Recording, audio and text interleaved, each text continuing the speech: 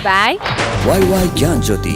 यसको कुपन चमत्कारी छ। वाई ज्ञान ज्योति पुस्तकालय, शिक्षित नेपाली, समृद्ध Nepal. Life is so sleek in my kitchen. अब लाइफ करा enjoy. Authorized distributor for Nepal, Kitchen Concepts Private Limited. Breeze Cement, solid technology ले बन्छ solid cement.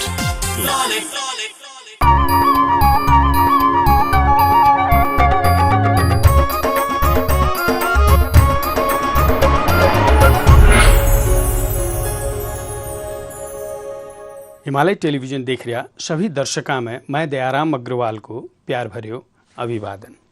आप सभी को चाहे तो एकमात्र मारवाड़ी कार्यक्रम आपनो नेपाल आपनो गौरव में आप सबको स्वागत है। नियमित कार्यक्रम में आगे बढ़ने से पहले जहाँ कि आप सभी जानो हो, भूकंप की चपेट में करीब 8,700 लोग जान गुमाने में मजबूर हो गया और वे सभी दिवंगत आत्मा की चीर शांति के लिए आपनों ई कार्यक्रम की तरफ से और सभी मारवाड़ी समाज की तरफ से भगवान पशुपतिनाथ से प्रार्थना करा हाँ कि वे सभी आत्मा ने चीर शांति देवे और उना के परिवारजन ने धैर्य धारण करने की शक्ति देवे। साथ ही साथ ई शोक ने शक्ति में बदलने की ताकत भी आपा सब ने देवे।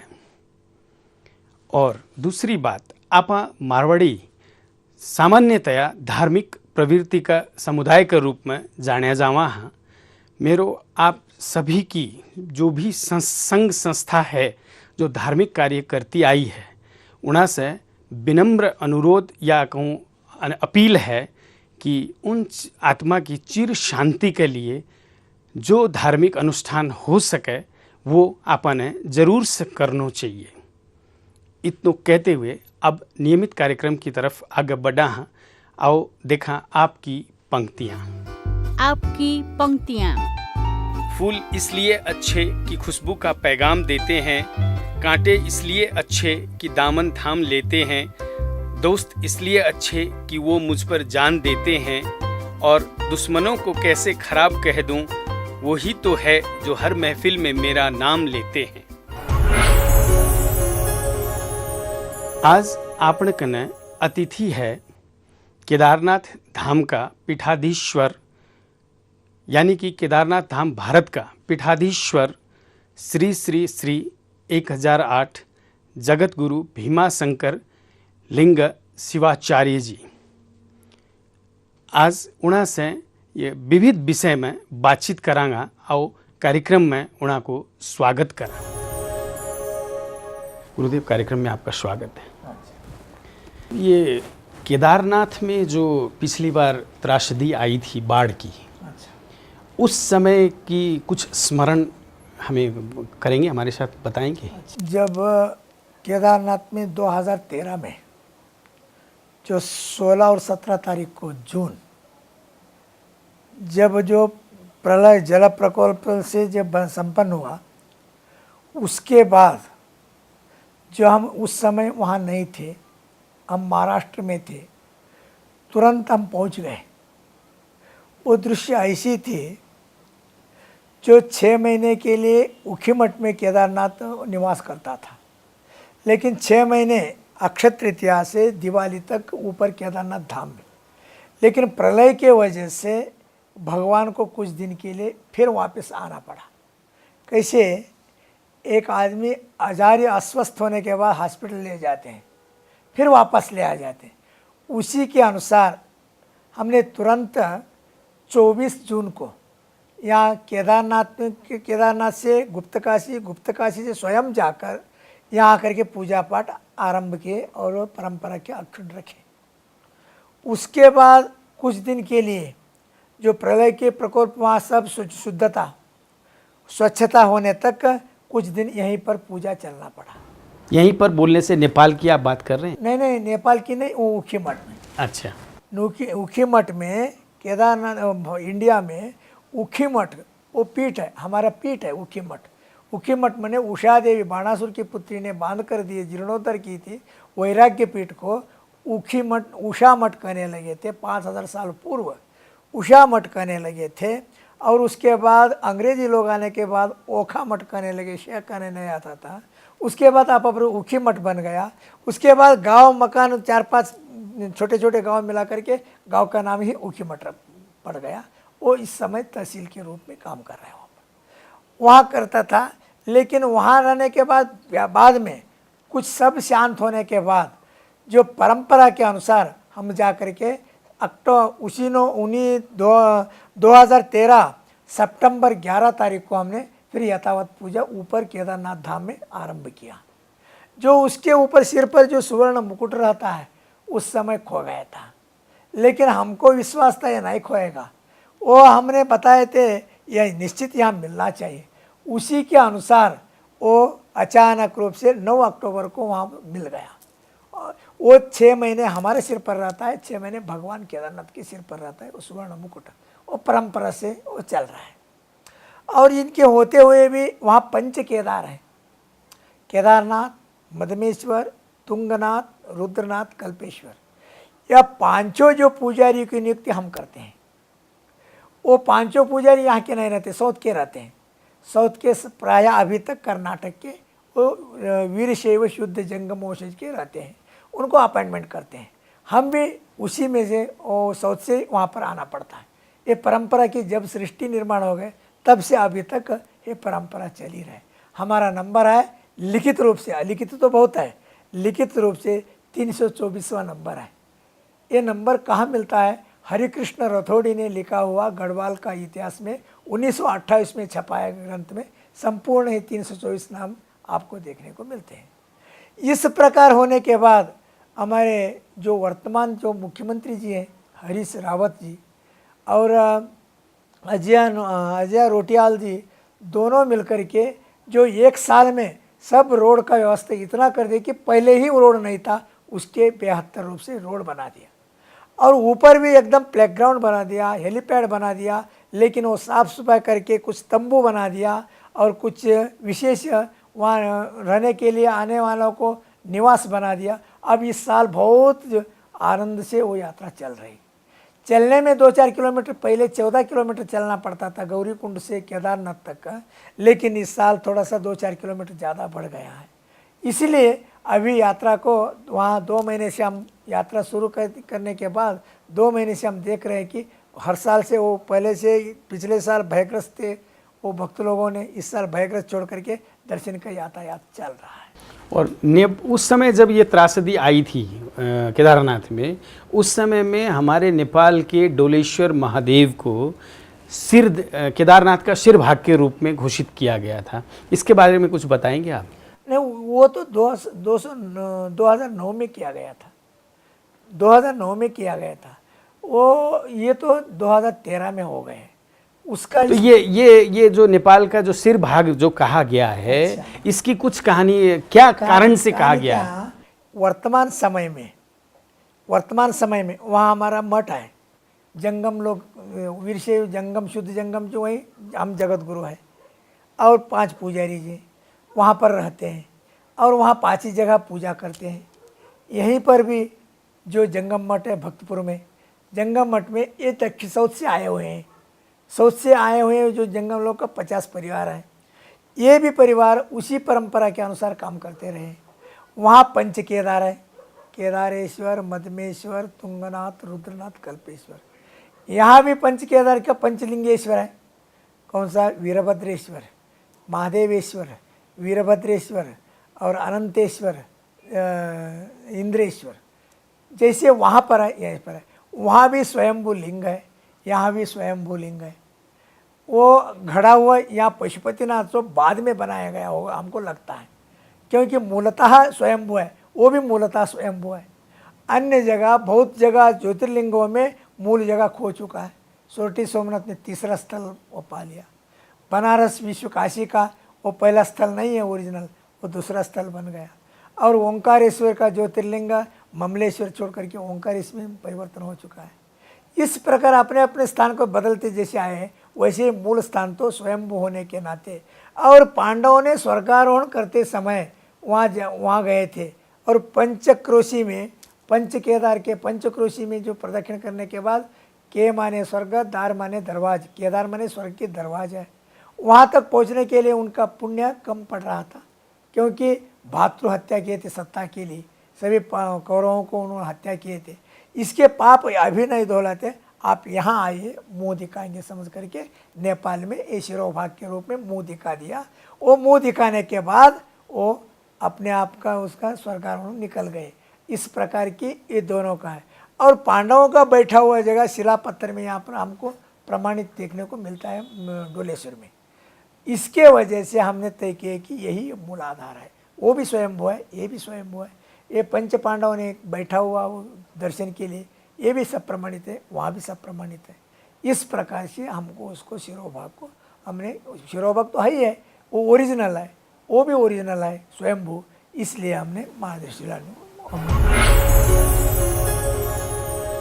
ले वहाँ एक छोटो सो ब्रेक, लेकिन ब्रेक में जाने से पहले यी हफ्ताको दर्शक प्रश्न एक बार। यो हप्ताको दर्शक प्रश्न, रामायणका अनुसार भगवान रामलाई कति वर्षको वनवास भएको थियो? अप्सन ए 12 वर्ष, अप्सन बी 14 वर्ष, अप्सन सी 16 वर्ष र अप्सन डी 18 वर्ष।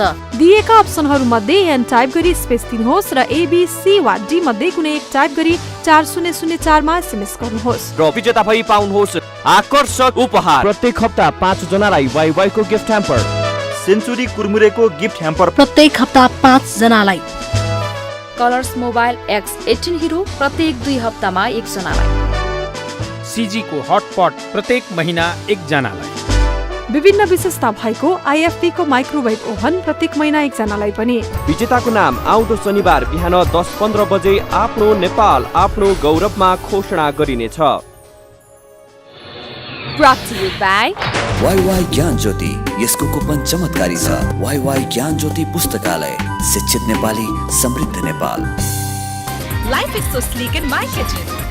अब लाइफ करा enjoy. Authorized distributor for Nepal, Kitchen Concepts Private Limited. Bridge cement, solid टेक्नोलॉजीले बन्छ सॉलिड सिमेन्ट। ब्रेक के बाद आप सबको फिर से स्वागत है। अभी आप बातचीत कर रहे हैं केदारनाथ का पीठाधीश्वर से, और उन बातचीत ने फिर से आगे बढ़ा। अभी जो नेपाल में पिछले दिनों जो भूकंप आया, वैज्ञानिक लोग अपना जो बातें कर रहे हैं वो अपनी जगह है, आध्यात्मिक रूप से आप क्या बोलते हैं? आध्यात्मिक रूप से ऐसा है कि ईश्वरीय शक्ति भगवान अपने हाथ में रखता है। जो प्रधानमंत्री ओरिजिनल खाता अपने हाथ में रखते हैं, वो दूसरों को नहीं देते हैं। देना चाहिए तो देते नहीं, क्यों? वो देंगे तो शासन करना मुश्किल होता है। वैसे भगवान ईश्वर शिव जी ने अपने हाथ में रखा है। वहाँ पर क्या हो गया केदारनाथ में, वो मंदिर को कुछ नहीं हुआ, पुजारी को कुछ नहीं हुआ, उनके जो आभरण को कुछ नहीं हुआ, बाकी कुछ बचा नहीं, क्योंकि अपने हाथ में रखा है। वैसे ही यहाँ पर भी जो डोलेश्वर जी जो यहाँ पर हो गया, लेकिन ये तो कुछ कालज्ञान में कन्नड़ में लिखा गया है, कुछ ऐसे विनाश होने वाला ही है, ये तो सुनिश्चित है। और जो पुण्य का, जब पाप और पुण्य का तराजू लेकर के बैठा हुआ परमात्मा शिव जी है, वो एक ना एक दिन होने वाला है, ये तो बड़ी बात नहीं है। लेकिन जब तक जिंदगी है तब तक तो उसको कोशिश करना ही पड़ता है कि आजीवों के लिए बचाने के लिए। अभी अभी हमने गए थे, वो पेंडल डाल करके और छत डाल करके वो सब ग्राउंड में रह रहे हैं। कुछ हमने बिस्किट बांटे, कुछ प्रसाद दे दिए, सिर्फ शांति के लिए, मानवता के लिए। ये भगवान मंदिर, ये अध्यात्म बाद में, पहले आदमी हाथों सब कुछ है। आदमी नहीं है तो मंदिर में भक्ति नहीं है तो वो देव कहाँ रहेगा, कौन पूजा करेगा, गुरु कहाँ रहेंगे। लेकिन जो जीवात्मा है वही परमात्मा है, पहले हम समझना आद्य कर्तव्य। और वहाँ के और यहाँ के शिरोभाग के नाता एक होने के बाद हम आने का फर्ज है। यहाँ का हालत देखना हमारा फर्ज है। जितना हमसे जो कुछ होता है उसको लिए सहायता वो करना हमारा फर्ज है। ऐसे जैसे व्यवहार करते हैं वैसे भगवान में का कुछ फर्ज है, अपने हाथ में रख करके कुछ विनाश का कुछ नाश करके कुछ सोच करके वो करने का ये संभव है। वो उसको भगवान की लीला के ऊपर चलता है। वो धार्मिक दृष्टि से करना इतना है तो क्यों, ये हरिणापि हरेणापि ब्रह्माणापि सुरेपि ललाट लिखिता रेखा परिमाष्टुम न शक्यते। ब्रह्मा विष्णु महेश आने पर भी जो भाग्य रेख लिखा हुआ का बदल नहीं सकते। इस प्रकार भगवान ने जो सृष्टि का निर्माण का भाग्य लेकर का उसको स्वीकार करते हुए अपने को उसको संघर्ष के साथ उत्कर्ष को जगह जाना।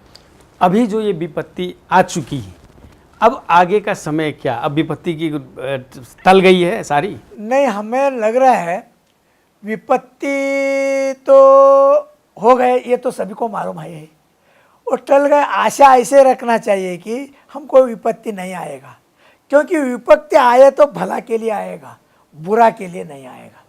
क्यों? कैसे भला के लिए आएगा? विपत्ति भला नहीं रहता है, लेकिन उसका शुद्धिकरण होता है। वो आत्मा जो है परमात्मा का शुद्धिकरण होता है। वो कल का क्या होने वाला वो भगवान की सूत्रधार है, हम तो उनका अनुयायी हैं, लेकिन उतना पूर्ण 100% नहीं बता सकते कि अभी तक ये इनको जीवित रहने के लिए 80% तो इनको शांति मिलेगा या ऐसी आपत्ति नहीं का हमें तो लग रहा है। आपने जो कहा कि विपत्ति जो आती है सुखदायक तो नहीं होती, लेकिन आत्मा शुद्धि करती है। तो लेकिन जो इंसान है, जो जीव है, जो यहाँ रहता है, मानव किसी भी जगह में, वो तो इस चीज़ को स्वीकार नहीं कर पाता। वो जब विपत्ति आती है तो वो तो ये सोचता है कि मेरे ऊपर तो बहुत बड़ा दुख आया है, ये वो उसको आत्मा शुद्धि तो नहीं लेता उसको। नहीं, आत्मा शुद्धि वो नहीं लिए तो काम तो करते हैं ना। आप माने ना, मैं गंगा बह रहे, स्नान करो या ना करो, मानो तो पानी है, नहीं मानो तो अमृत है, दोनों तरफ हो जाते हैं ना। एक भाषा में 3 प्रकार के अर्थ है, एक भावार्थ, एक शब्दार्थ, एक व्यंग्यार्थ रहता है। जैसे आप लेंगे वैसे उसका नतीजे निकल जाता है। तो जैसे यहाँ बहुत से लोगों ने जो अध्यात्म से चिंतन रखते हैं, उनमें से बहुत से लोगों ने ये भी कहा कि ये जो विपत्ति आई, ये तो अभी सिर्फ कुछ नमूना है, आगे और भी बहुत कुछ होना है। वो इतना होना है ये समझ लिया होता तो उसको प्रतिबंध करा लग सकते थे। किसको पता है? संभव है जो भयग्रस्त हो जाते ऐसे बोलते हैं, निर्भय हो जाते देखेंगे आने दे देखेंगे ऐसे भी बोलते हैं। ये अभी तक तो कोई उसके ज्ञान हो तो पहले प्रतिबंध कर लेते हैं ना, किसी को नहीं मालूम रहता। वो भगवान अपने सूत्र हाथ में रखा हुआ है सृष्टि चलाने के लिए। तो अभी आप जो नेपाल आए हैं, आपने जो बताया कि हमारा फ़र्ज़ है वो तो अपनी जगह है, उसके अलावा अभी डोलेश्वर में आप क्या करने जा रहे हैं? नहीं, डोलेश्वर ने हमको निमंत्रण दे दिए वहाँ के मंदिर समिति की ओर से। वो डोलेश्वर पिछले बार हम 4-5 साल के पहले आए थे। उसके बाद वो शिलान्यास, उस मंदिर का शिलान्यास का आयोजन किया है उन लोगों ने, वहाँ कुछ शिलान्यास करेंगे। वो उसके आर्थिक तरतुद से यहाँ के जो आर्थिक की दृष्टि से कल हमने प्रधानमंत्री चर्चा करेंगे। जब तक प्रधानमंत्री की सम्मति नहीं, बाहर का पैसा कोई नहीं दे सकते, वो कानून के हिसाब के रहता है। उनकी जो राय क्या क्या है हम समझ लेंगे, उसके बाद उसका फैसला करेंगे। उसके बाद हम जितना हो सके उतना हम प्रयत्न करेंगे। आप ये कहना चाहते हैं कि वहाँ से हम कुछ सहयोग भेजेंगे? भारत से क्या सहयोग आप चाहते हैं? हाँ। पहले सवाल रखते हैं। हाँ। भारत से क्या चाहते हैं, उनको मन में क्या होता है उसके आधार पर हम बोलेंगे। वहाँ पर भारत से ये दुष्परिस्थिति में भारत से आप क्या चाहते हैं, ये उन्होंने राइटिंग में देना चाहिए, मुंह से नहीं चलेगा, क्योंकि ये देश का बात है। और राइटिंग में दे देंगे, हमको ये सहायता लगता है, हम इंडिया के प्रधानमंत्री से सामने रखेंगे। ये नेपाल की स्थिति ऐसी, आप उनको हम जबरदस्ती कर सकते, ये करना उचित होगा। जब तक इनका सहमति नहीं है तो उनको सहमति कैसे? एक शादी करना हो तो दोनों को चाहिए, और लड़का और लड़की को दोनों को सहमति हो तो शादी होती है। वैसे ही इसका लेन देना करना हो तो कि इसका तो लेने वाले भी को उसको सहायता का जरूर मानना चाहिए, और देने वाले को मन संतुष्ट रहना चाहिए। ऐसी स्थिति आ जाती है तो वहाँ पर सब कुछ शांति।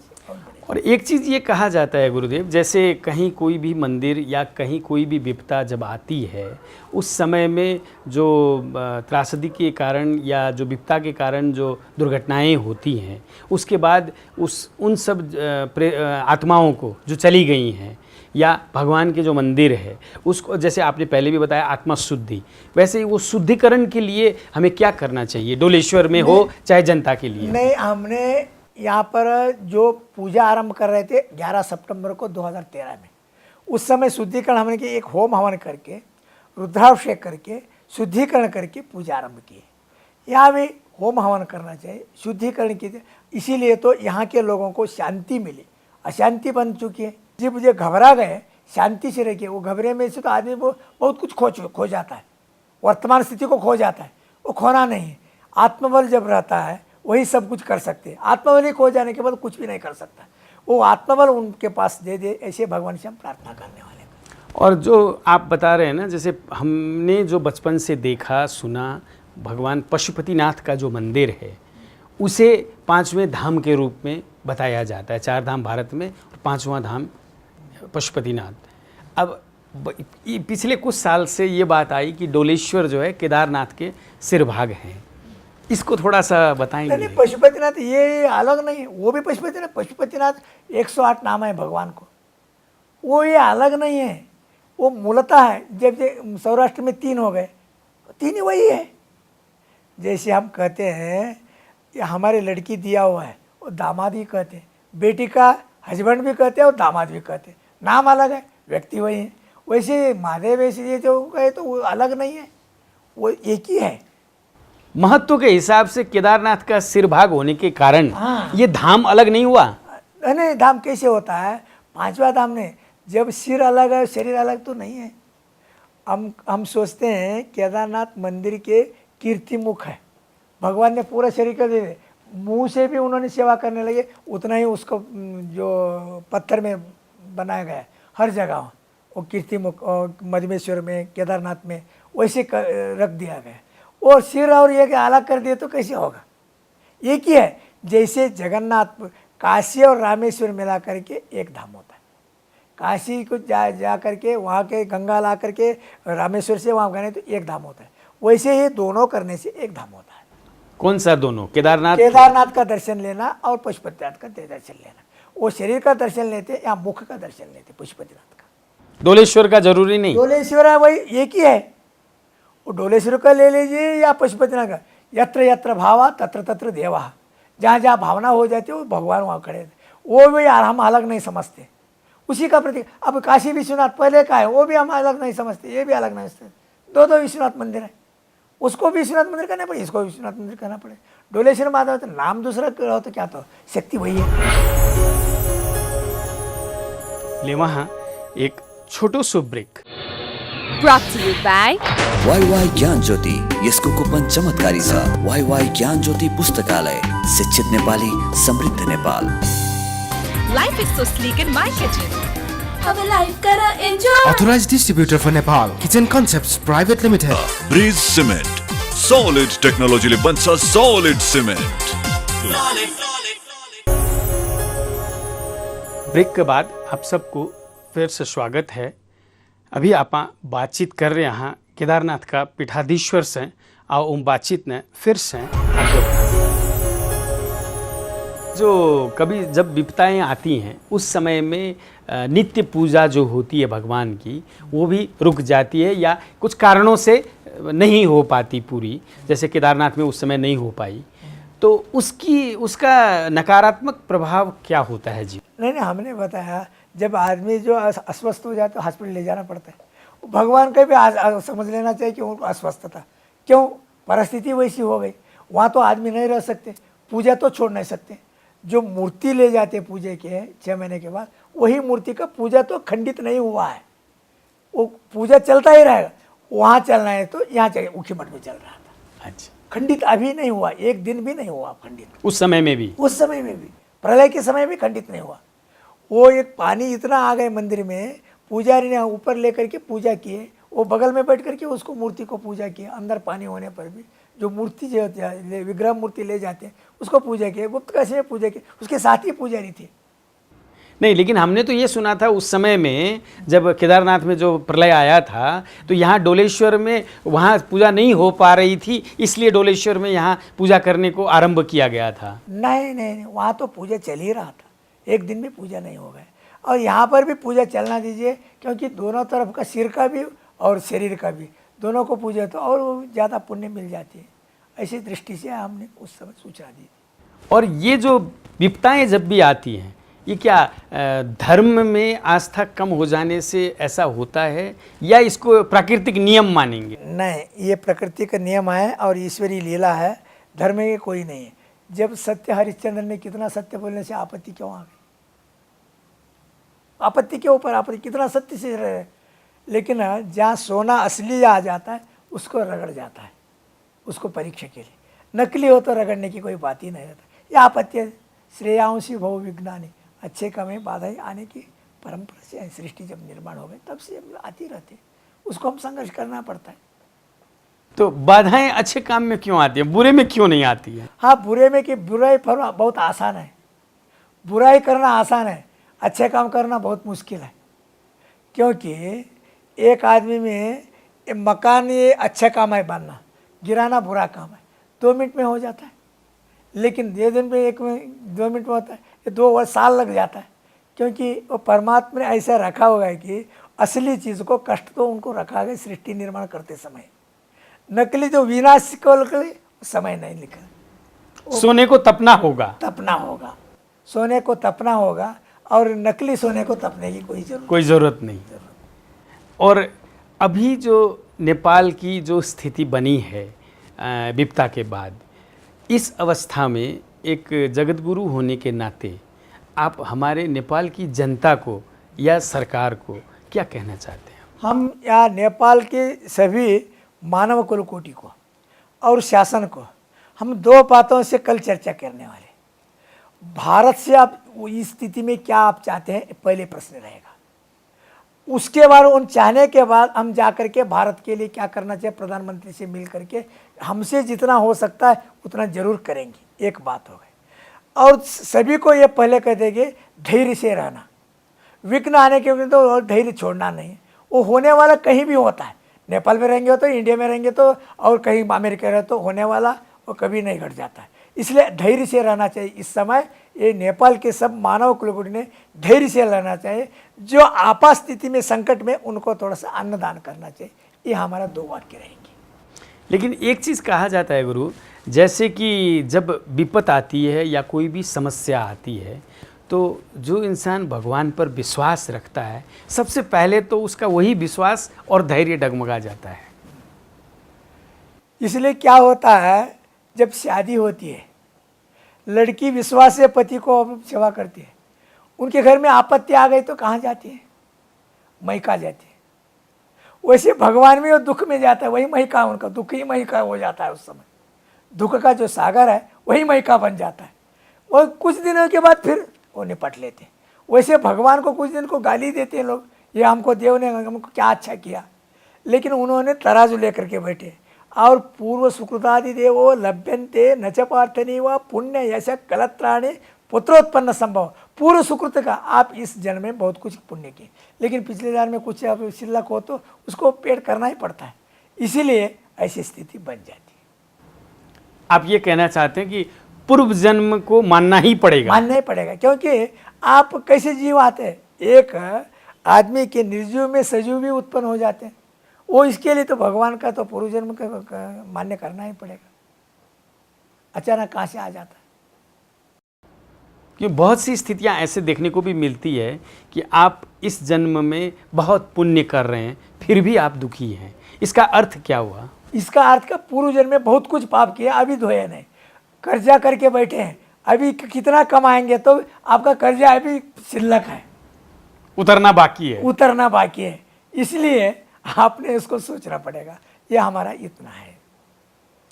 और ये जो विपदाएं अभी हमने देखा, जब भूकंप आया सबसे बड़ी लोगों में डर, मृत्यु का भय सबसे बड़ा था।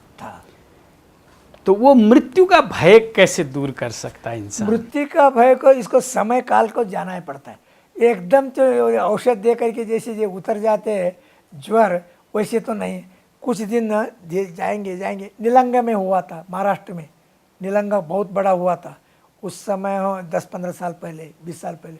वो 1 साल तक झटका आता रहता, छोटे मोटे आते रहते हैं, लेकिन उसको डरना नहीं। वो अब कुछ आने वाले नहीं, वो अब सुधर गए, अब हो गए। अब एकदम निकालना तो मुश्किल रहता है, क्योंकि दबा हुआ बैठे होते भयग्रस्त का। अब इसीलिए तो हमको उन सभी को संदेश दे रहे हैं कि थोड़ा आत्मबल को रखिएगा, आपका सब कुछ ठीक हो जाएगा। जो शेष बचा है, जो गया तो गया है। और जैसे आपने अभी कहा कि आदमी के, इंसान के अंदर जो भय है उसको निकलने में समय लगता है, तो आध्यात्मिक रूप से उस भय पे विजय पाने के लिए क्या क्या करना चाहिए? आध्यात्म में 100 दिन लगता हो तो 25 दिन तो इसको हो सकता है। उसके एक दृढ़ निश्चय करना चाहिए। होने वाला कभी होगा, नहीं चुकेगा, लेकिन हम आत्मबल से धैर्य बन रखना चाहिए, एक पहली बात है। और कुछ पूजा पाठ करके सभी को हम इसलिए क्यों आ गए, नेपाल आना क्या ज़रूरत था? हमको तो पैसे देने वाले तो बहुत कुछ दे चुके हैं, लेकिन बांट रहे। हमारा क्या काम था? आत्मबल देने के लिए हम आए। यही 100 दिन का 25 दिन में इनको डर निकल जाए, यही करने के लिए हमने अभिषेक रखे, रुद्राभिषेक रखे कल पशुपतिनाथ जी को, सिपाडोल में जो सब कुछ अन्नदान करने के लिए कह दी वो, क्योंकि वो भाई इससे कम हो जाता है। लेकिन मैं ये पूछना चाह रहा हूँ कि आपने जो यहाँ पे जो रखा है, आयोजन किया है, वो तो समग्र में सभी के लिए किया है, मानव कुल के लिए, लेकिन व्यक्तिगत रूप से हर इंसान में जो भय बैठा हुआ है उससे पार पाने का क्या रास्ता उसे अपनाना चाहिए? नहीं, व्यक्तिगत रूप से वही, ये व्यक्तिगत से रूप में आया हुआ अस्वस्थता नहीं है, ये सार्वजनिक आया हुआ अस्वस्थता है। भूकंप एक व्यक्ति को आ गए तो एक व्यक्ति उठा करके कुछ कर सकते थे एक घर में, नहीं सभी को आ गए सब भय, ये रोग तो सभी को लग गए, और कुछ लोगों को लगा हो तो ये सार्वजनिक रूप से आ गए। आत्मबल रखना ये पहली चीज़ है, और इससे और कोई दवा नहीं है। और इसके लिए क्या करना है? पूजा पाठ करते रहना, उसमें मन तल्लीन होते रहना, और 100 दिन के होने वाले 25 दिन में वो निपट जाएगा। तो आपने जो पूजा पाठ के लिए आप बता रहे हैं, कोई ऐसा मंत्र है जिससे कि भय को कुछ हद तक काबू किया जा सके? ऐसे मंत्र जो है, हरे ने गुरु करते समय मंत्र गुप्तरी से लिया हुआ रहता है, वो पब्लिक में ऐसे मंत्र देने का वो परंपरा वेद आगम उपनिषद में नहीं है। ये ऐसे नहीं देना चाहिए, नहीं देना चाहिए। हमारे इस कार्यक्रम में बातचीत करने के लिए मैं आपका बहुत बहुत आभारी हूँ। गुरुदेव, ये हमारे टेलीविज़न की तरफ से ये आपके लिए। अभी आप लोग बातचीत सुनिया केदारनाथ का पीठाधीश्वर जगत गुरु भीमा शंकर शिवाचार्य जी की, और इन बातचीत पर जरूर से गौर करोगा इतना कहते हुए अब जाते जाते पिछले हफ्ते पूछे गए दर्शक प्रश्न को जवाब, उनका विजेता को नाम, और यी हफ्ता को दर्शक प्रश्न एक बार। गत हप्ता सोधिएको प्रश्न, ज्येष्ठ 15 गते नेपालमा कुन दिवस मनाइन्छ? अप्सन ए लोकतन्त्र दिवस, अप्सन बी गणतन्त्र दिवस, अप्सन सी प्रजातन्त्र दिवस र अप्सन डी संविधान दिवस। यसको सही उत्तर हो अप्सन बी गणतन्त्र दिवस। दर्शक प्रश्नको भाग्यशाली विजेता भई वाइवाई को गिफ्ट ह्याम्पर पाउन सफल 5 SMS कर्ता हुनुहुन्छ। 98 41 68 55 57, 98 17 12 69 99, 98 19 11 79 94, 98 18 17 41 07, 98 41 20 25 79। सेन्चुरी कुरमुरेको गिफ्ट ह्याम्पर पाउन सफल 5 SMS कर्ताहरू 97 410 36 049, 98 49 80 20 49, 98 170 15 8 67, 98 41 49 98 66, 97 5 80 00 6 76। बधाई छ। यो हप्ताको दर्शक प्रश्न, रामायणका अनुसार भगवान रामलाई कति वर्षको वनवास भएको थियो? अप्सन ए 12 वर्ष, अप्सन बी 14 वर्ष, अप्सन सी 16 वर्ष र अप्सन डी 18 वर्ष। दिएका अप्सनहरू मध्ये एन टाइप गरी स्पेस दिनुहोस् र एबी सी वा डी मध्ये कुनै एक टाइप गरी 4004 मा SMS गर्नुहोस्। आज के लिए यो कार्यक्रम इतना ही। अगले शनिवार फिर नई सामग्रियां के साथ उपस्थित रहूँगा। तब तक के लिए मने भी इजाज़त दो, और इन कार्यक्रम के बारे में आपकी कोई भी सलाह सुझाव प्रतिक्रिया हो तो मेरे से टेलीफोन संपर्क कर सको हो 98 498 23 804 में, या ईमेल संपर्क कर सको हो आपनो nepal@himalayatv.com पर। और अब आप फेसबुक संजाल में भी हाँ आपनो नेपाल पेज में जाकर के सारी जानकारी ले सको हो, और पुराना एपिसोड देखने के लिए यूट्यूब में लॉग ऑन कर सको हो, और अब आप लोग मैंने ट्विटर में भी फॉलो कर सको हो। नमस्कार।